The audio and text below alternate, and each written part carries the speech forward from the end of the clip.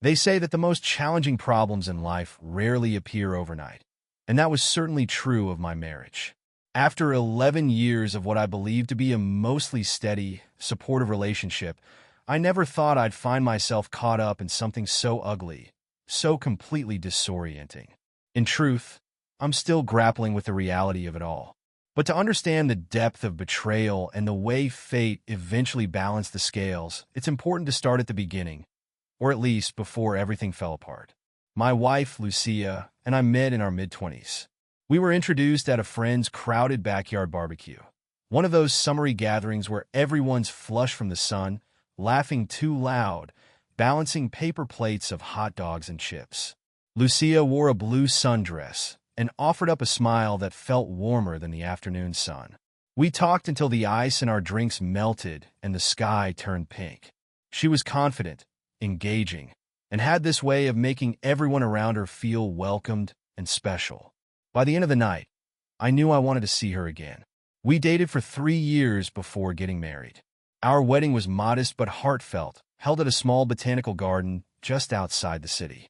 My father cried for the first time in years when he hugged me afterward, telling me how proud he was and how lucky I'd become. Lucia's parents danced with the giddiness of teenagers, as if they were rediscovering their own love story through our union. Everyone said we looked perfect together, that we had this easy kind of chemistry. I believed them, wholeheartedly. For more than a decade after that day, I had no reason to doubt it. We settled into a comfortable life. We bought a modest house in a quiet neighborhood, nothing extravagant. Mornings, we'd share coffee and talk about our schedules. Evenings, we'd cook dinner together, often playfully arguing about who chopped the vegetables better or who seasoned the sauce just right. We traveled occasionally, road trips mostly, sometimes a flight out to see Lucia's cousin in Seattle or my sister in Boston. We didn't have kids, not by any specific choice, it just never seemed like the right time. But we had each other, and for a long time, that felt like enough. Looking back, I try to pinpoint the exact moment when things started to shift. Perhaps it was a series of small events rather than one big glaring sign. Maybe I should have taken note when Lucia started guarding her phone more closely, cradling it in her lap during dinner instead of leaving it face up on the table as she always had. Or the time she worked late on a big project at the office more often than usual. But Lucia was ambitious, always had been, and I never wanted to be the kind of husband who questioned her drive. Yet, there was a subtle tension that I couldn't quite define at first. She was quieter some evenings, her mind drifting off mid-conversation. When I asked if something was wrong, she'd muster a convincing smile and say, "Just tired or work's been intense." I chalked it up to stress. After all, my own job had been demanding lately, and it made sense that we'd each carry our own burdens. It wasn't until I noticed a strange pattern in our finances that a small spark of suspicion ignited within me. Lucia had always been organized, meticulous about her budgeting. We split most things evenly, and though we didn't have a joint account for every expense, we were transparent with each other.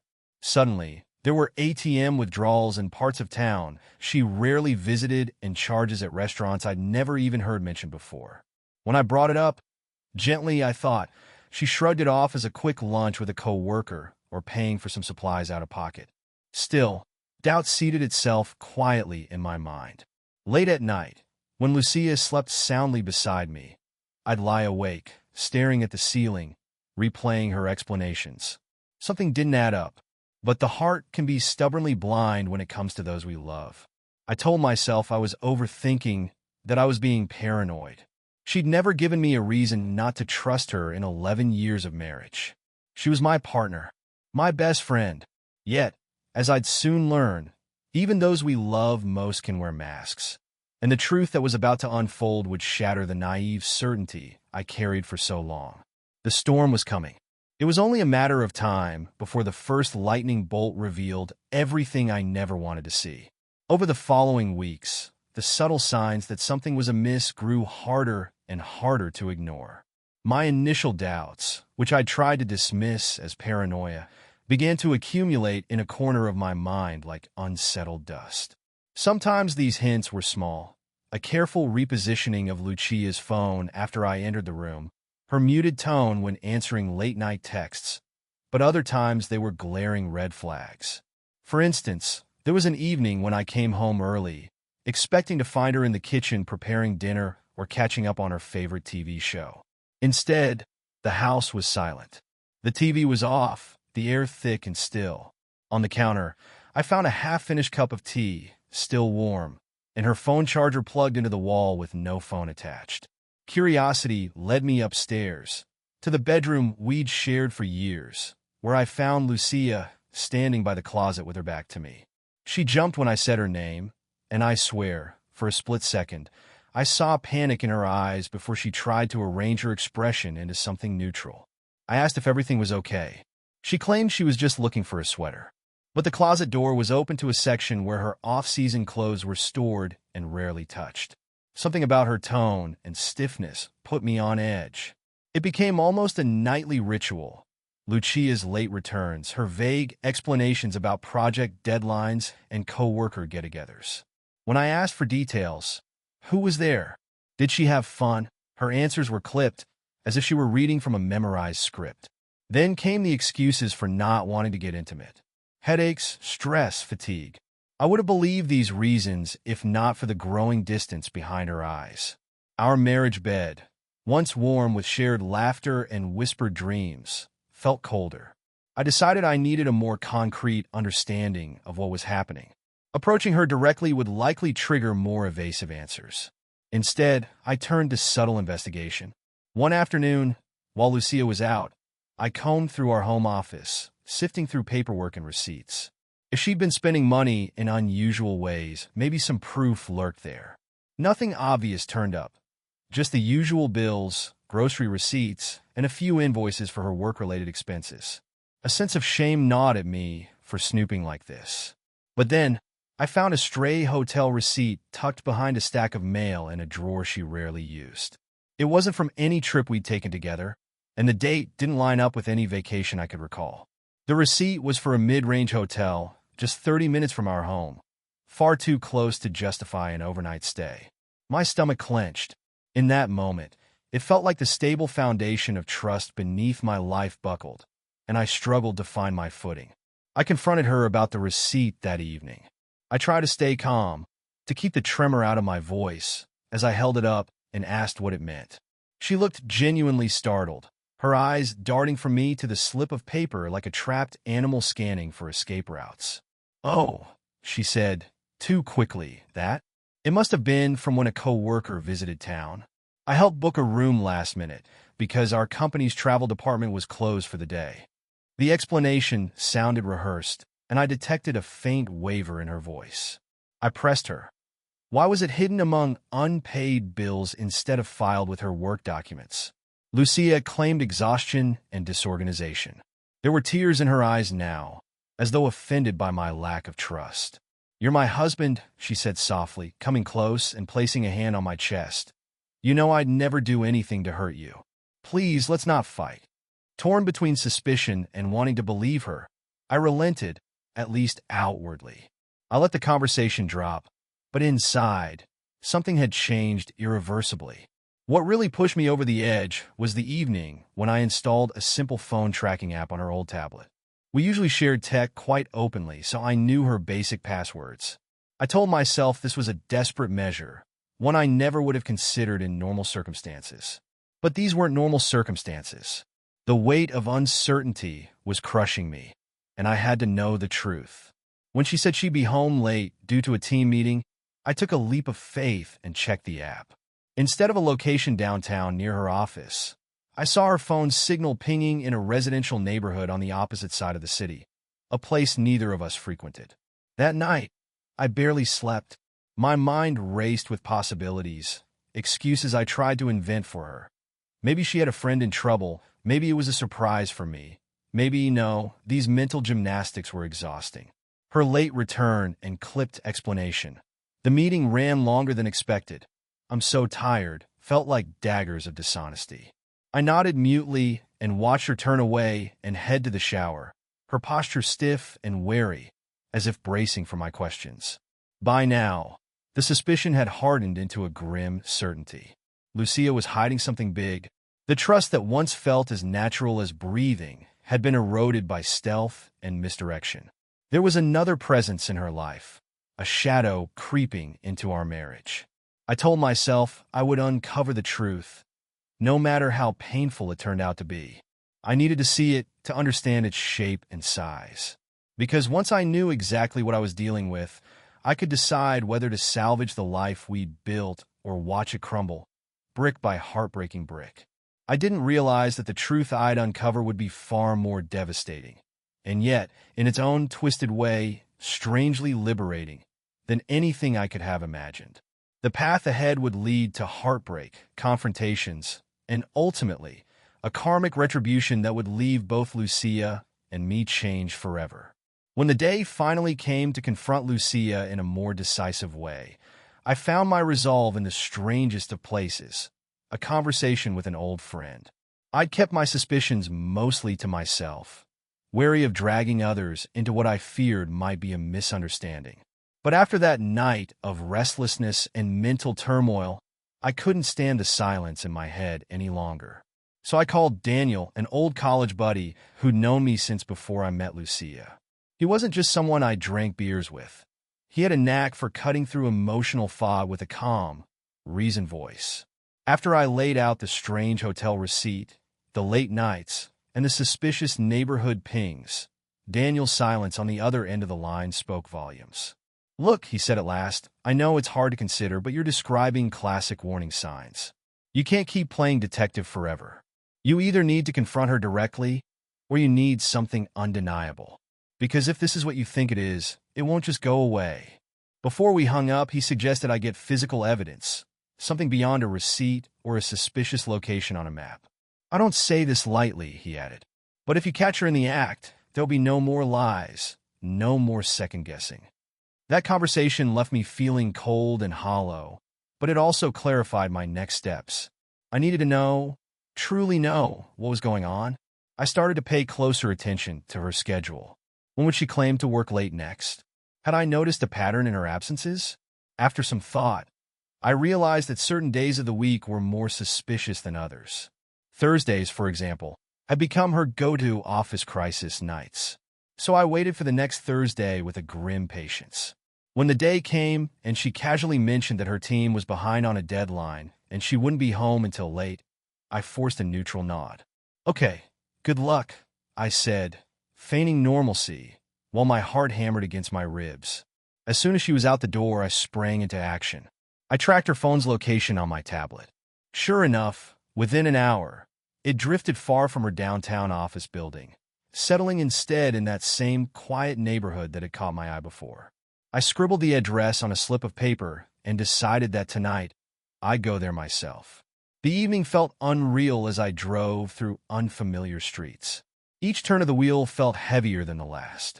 It was a modest area, small houses with tidy yards, narrow roads bordered by parked cars. I parked a block away, not wanting to tip anyone off. Before stepping out, I sat in silence for a moment, wrestling with what I was about to do. There was still a flicker of hope in me, a tiny candle flame flickering in a storm, praying that I was wrong. I walked quietly, adrenaline heightening my senses. The house wasn't hard to find. I recognized the street name from the app. The porch light was on, illuminating a front door flanked by potted plants. As I approached, I could see shadows move behind drawn curtains. Two silhouettes. One was unmistakably Lucia's. Her posture, her hairstyle, the way she tilted her head. The other belonged to a man I didn't recognize. My legs felt weak. Anger, sadness, betrayal.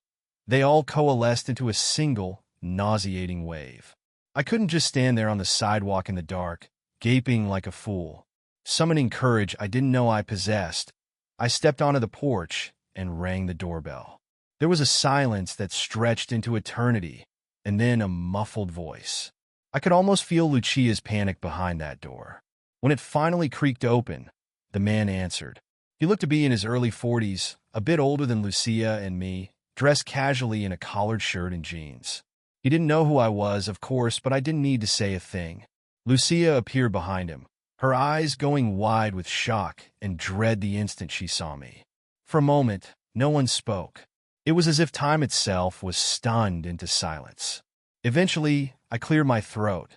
"Lucia," I said, voice tight. "What's going on?" She stumbled over words, trying to conjure some story, but all that came out were half-formed excuses. The man looked confused at first, then understanding dawned as he realized I must be her husband. He stepped back, shoulders tensing, offering no apology or explanation. I pushed past him and entered a modest living room. A half-drunk bottle of wine stood on the coffee table. The air smelled of perfume, and the couch cushions were rumpled as if they'd been sitting too close.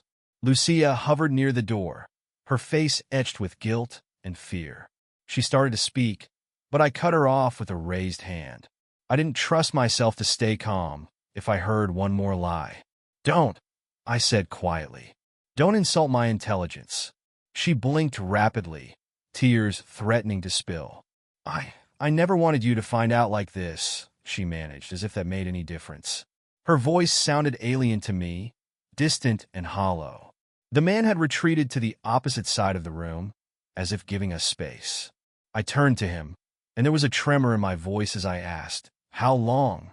He hesitated. "Maybe a year," he answered at last, voice low, as if ashamed.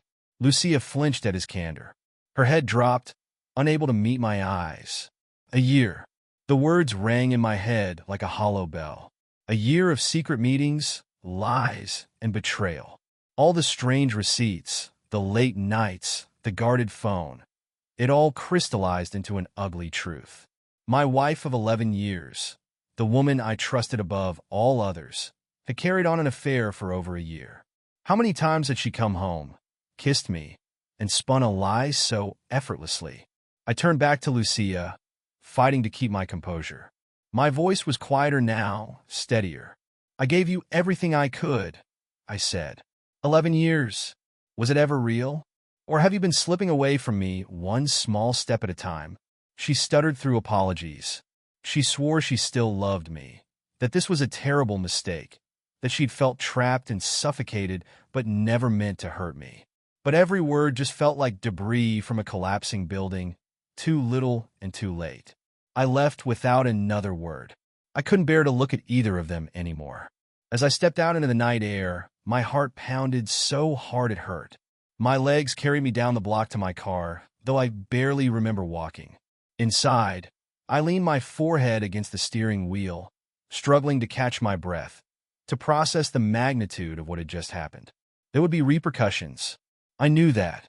The neat life I'd built, our home, our shared memories, our future plans, was now in shards.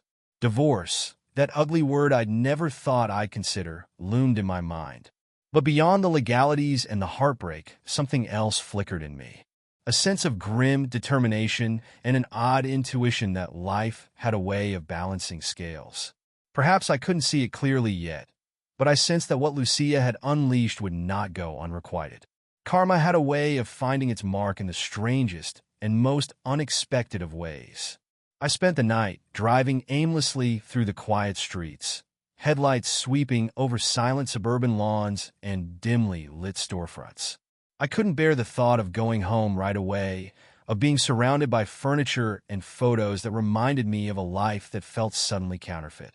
Every red light gave me too much time to think, to replay Lucia's stammered excuses, to hear again that man's admission, an entire year of betrayal. After a few hours, I ended up parking near a small lake on the outskirts of town. The moonlight rippled on the water, an eerie stillness broken only by the distant hum of cars on a nearby highway. I sat there until the engine's warmth dissipated and the chill of the early morning seeped in. Only then did I finally start the car and head home, preparing myself for whatever awaited me. To my surprise, the house was dark and quiet when I arrived. Lucia's car wasn't in the driveway. She hadn't come back yet, or maybe she was still with him, trying to salvage what remained of her secret affair. I sank onto the couch and stared into the darkness, waiting for dawn. Sleep, when it came, was fitful and filled with uneasy dreams. The next morning, I woke to the sound of keys jangling in the lock.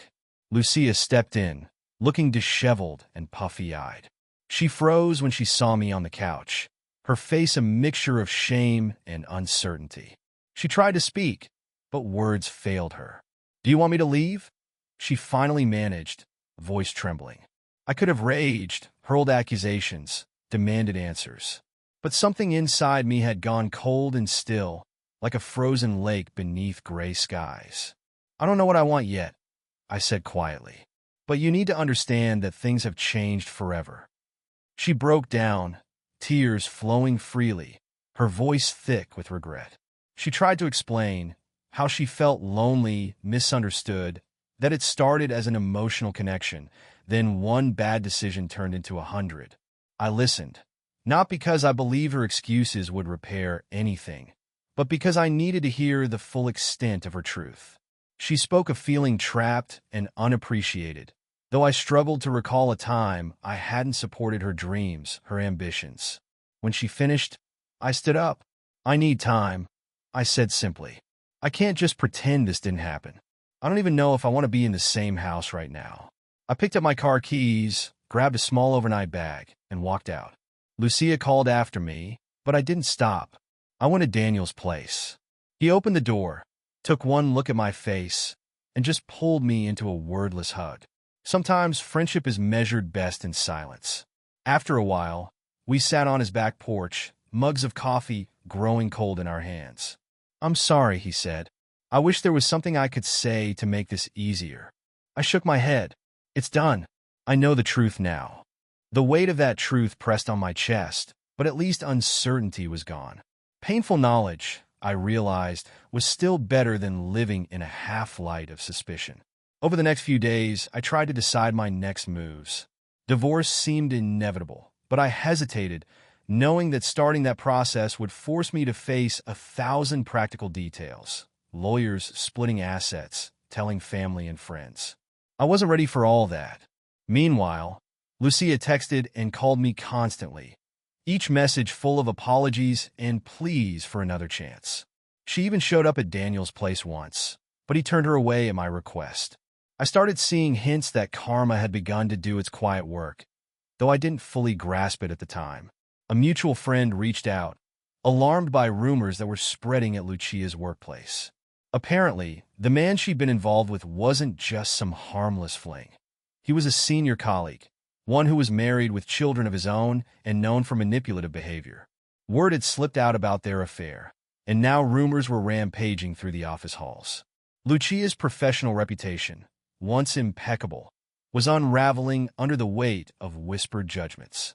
When I finally found the resolve to return home, it was a strange experience. Lucia greeted me with tearful relief, but I held up a hand. "I'm not here to reconcile," I said. "I just need to figure out what happens next." I could see the panic flicker in her eyes, the realization that I was no longer the trusting partner who took her explanations at face value. I asked for honesty, complete and brutal.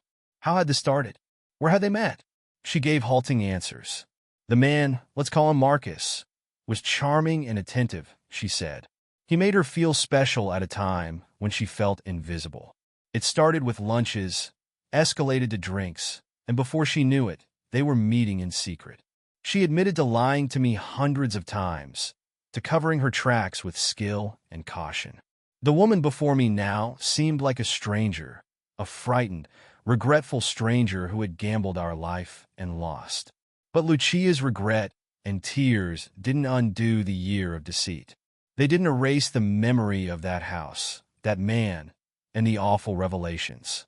To her, I must have seemed cold and distant as I listened, but every word she spoke was carving deeper lines into the wedge that now separated us. I left again before nightfall, needing air that didn't taste of betrayal. As I pulled away, Lucia ran out onto the porch, calling my name. I didn't look back. I drove aimlessly once more. But this time, my thoughts drifted from raw pain to a determined clarity. I would get through this, even if it meant burning down the life we had built and rising from the ashes. Karma had started to circle back to Lucia's life, nibbling at the edges of what she held dear. And it would soon come for her in ways none of us could have predicted. This was only the beginning of the reckoning that would follow her affair.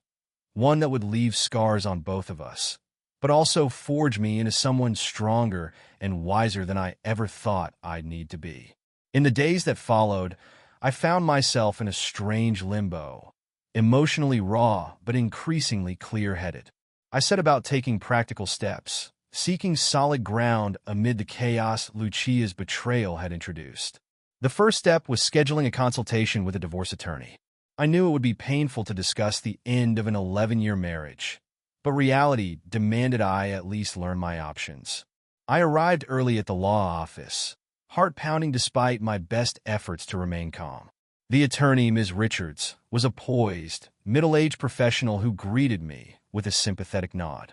She listened quietly as I summarized what had happened, neither cringing at my pain nor offering empty platitudes. When I finished, she explained the divorce process calmly: asset division, spousal support considerations, the timeline I could expect. It all sounded so clinical, but maybe that's what I needed: a roadmap out of this emotional minefield. I left that meeting feeling oddly empowered. Knowledge, after all, was a form of control. If Lucia had stripped away my illusions and trust, at least I could reclaim some autonomy over my future.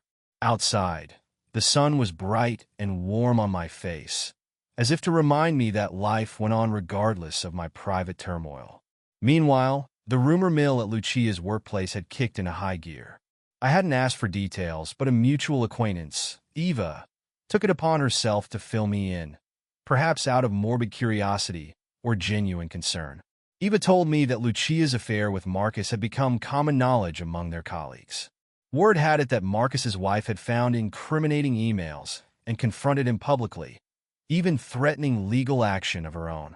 He, in turn, tried to distance himself from Lucia, painting her as the pursuer, the seducer who lured him away from his obligations. Lucia, once respected and admired by many at her firm, now found herself the subject of gossip and judgmental whispers in hallways she once navigated with confidence. It wasn't exactly satisfying to hear of her struggles, but I'd be lying if I said I felt no vindication at all. Perhaps that made me petty, but after a year of deception, it felt like the universe was simply restoring some balance. Still, I kept my emotions in check. In my mind, the most important thing was not her downfall, but my own healing. Lucia continued to reach out, pleading for understanding, forgiveness, or at least a chance to talk everything through. She left voicemails that started tearful and ended desperate, sent long text messages late at night, and emailed me pictures of our early years together, as if nostalgia could patch the gaping holes in our present. I read them, heard them, but my responses were minimal, if I replied at all. A boundary had to be drawn. I wouldn't deny her humanity. She was clearly suffering. But I also couldn't ignore that she had set this chain of events in motion. Daniel remained my anchor. On evenings when I didn't want to be alone, he'd suggest getting out of the house, whether it was to catch a movie, grab a quick bite, or just walk around the block. Our conversations were rarely heavy. Sometimes we didn't speak of Lucia at all. Just being in the company of someone I trusted without question helped mend the jagged edges of my heart. His fiancée, Marie, offered her own brand of comfort, slipping me Tupperware containers of home-cooked meals so I wouldn't forget to eat. I also reached out to my sister in Boston. Sarah had always been a sharp-eyed judge of character, the one who teased me mercilessly when I first brought Lucia home to meet the family, but who later warmed to her as the years passed. Hearing my story, Sarah was furious on my behalf and ready to jump on the next plane. I talked her out of it, but her protective anger felt like a validation I didn't know I needed. For the first time since the discovery, I smiled, truly smiled, while listening to Sarah's indignant rant about self-centered cheaters. As I methodically gathered financial documents and considered logistics like who would keep the house, I began to imagine a future after Lucia. This surprised me. After more than a decade together, I'd assumed my life's narrative was intertwined with hers indefinitely. Now I saw that narrative as something malleable. Perhaps I'd move closer to Sarah's family. Perhaps I'd change jobs or take a solo trip abroad, things I'd never seriously considered before. The very act of imagining a life beyond our marriage felt like reclaiming territory from a painful past. Karma continued its subtle dance in the background. Marcus faced internal investigations at the company. His wife was reportedly consulting a high-powered attorney, and he appeared at the office less and less. Lucia, too, had taken to working from home whenever possible. I heard from Eva that Lucia's attempts to quash rumors only fueled them, and her once promising career now seemed stuck in the mire of scandal. I didn't relish her suffering, but I didn't mourn it either. It was a consequence, if not a direct form of justice. One afternoon, as I sorted through old photographs in an attempt to decide which keepsakes I would treasure and which I would discard, I came across a snapshot from years ago. Lucia and me, at a roadside diner somewhere along a coastal highway, smiling widely. We were carefree and sun-kissed, both 29 at the time, high on the promise of a shared future. Holding that picture, I felt a pang of sadness, nostalgia for a time when trust was an unshakable given. But the sadness was not all-consuming. It was just one emotion among many that stirred within me. I placed the photo in a box labeled past, closed it gently, and realized that I was still standing, still breathing, still capable of moving forward. If that wasn't resilience, I didn't know what was. The path ahead would not be easy. Lawyers, negotiations, heartbreak, and healing all lay ahead. Yet, with each passing day, the gravity of Lucia's betrayal pulled a little less at my heart.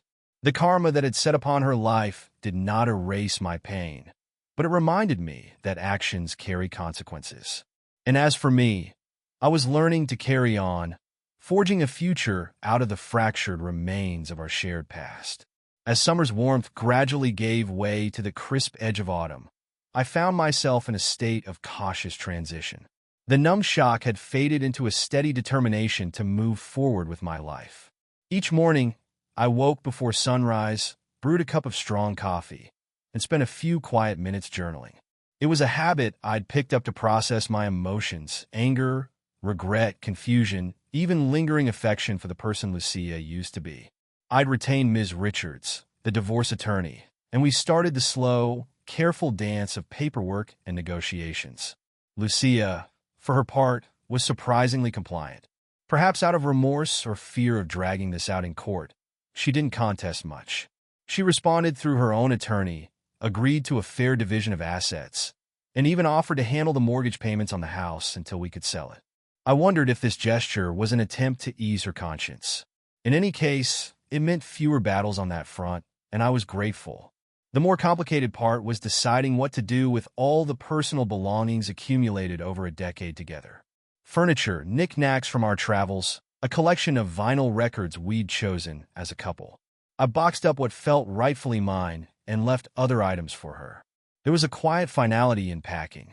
Every item tucked into a cardboard box or bubble wrap seemed to represent a memory filed away. Some good, some tainted. I tried not to track Lucia's downfall too closely, but word still reached me through mutual acquaintances. She had taken a leave of absence from work after the rumors refused to die down, and Marcus, her lover-turned-liability, had been fired amid the scandal. Allegedly, a thorough internal review revealed multiple ethics violations, and the affair became just one piece of a larger puzzle of misconduct on his part. Lucia's once pristine reputation suffered heavily, though I understood she hadn't lost her job yet. Her position hovered in a precarious limbo, while the higher-ups decided whether to retain someone so thoroughly dragged through the mud of public opinion. Karmas will turn for Marcus as well. His wife, armed with incontrovertible proof, wasted no time in filing for divorce, and, rumor had it, was set to secure a very favorable settlement. Their children, I learned through whispers, were devastated by the upheaval. I felt a strange sympathy for them, innocent casualties caught in the crossfire of adult deceit.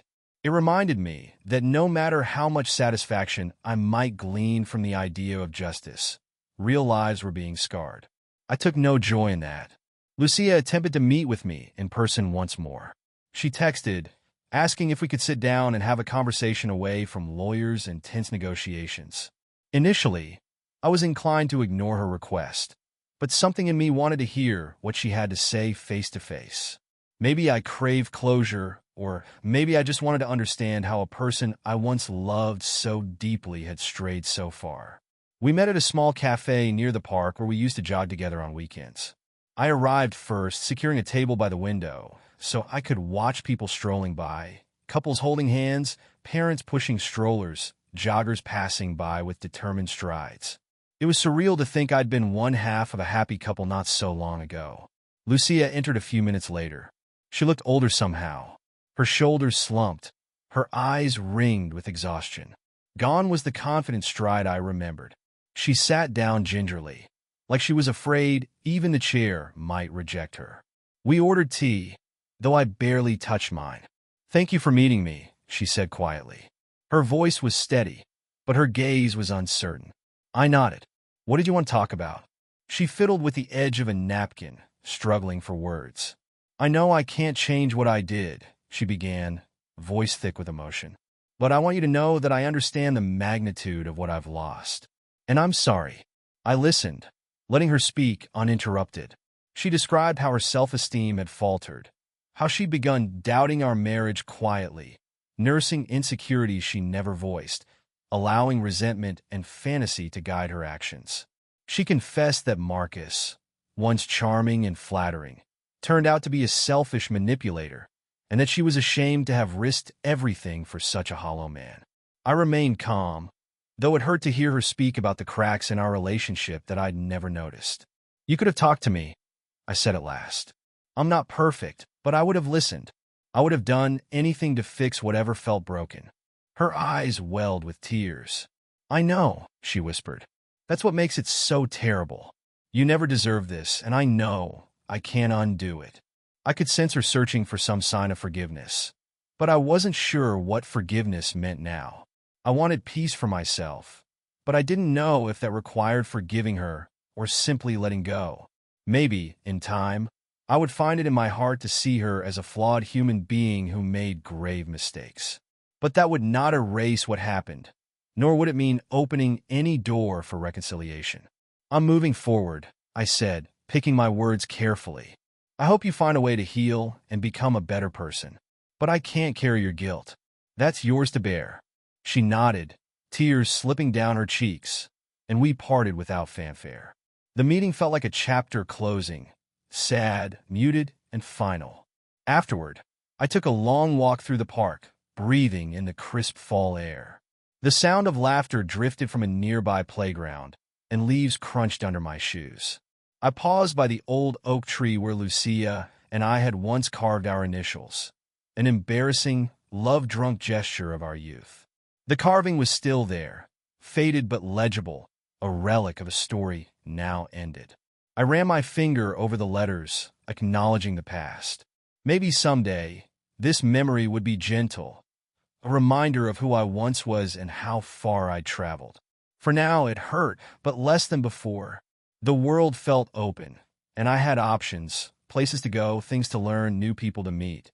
The future stretched ahead, uncertain but waiting, and I would step into it carrying scars turned to lessons and burdens turned to strength. The wheel of karma had made its rounds, leaving none of us unchanged. Lucia bore the consequences of her actions. Marcus faced his own downfall. And I stood at the edge of a life reborn, determined to emerge wiser, kinder, and more self-aware. In the weeks that followed my meeting with Lucia at the cafe, I found myself walking a delicate line between sorrow and hope. The legal wheels were turning. Ms. Richards confirmed that we were on track for a relatively straightforward divorce settlement, and Lucia's attorney had all but agreed to terms. It seemed the official end of our marriage was now just a matter of signatures and processing time. The inevitability of that made my stomach flutter uneasily, but there was a strange relief, too, like the final act of a heavy play approaching its curtain call. Outside the legal realm, I tried my best to keep moving forward, to carve out new patterns in my life that didn't revolve around who I'd been as Lucia's husband.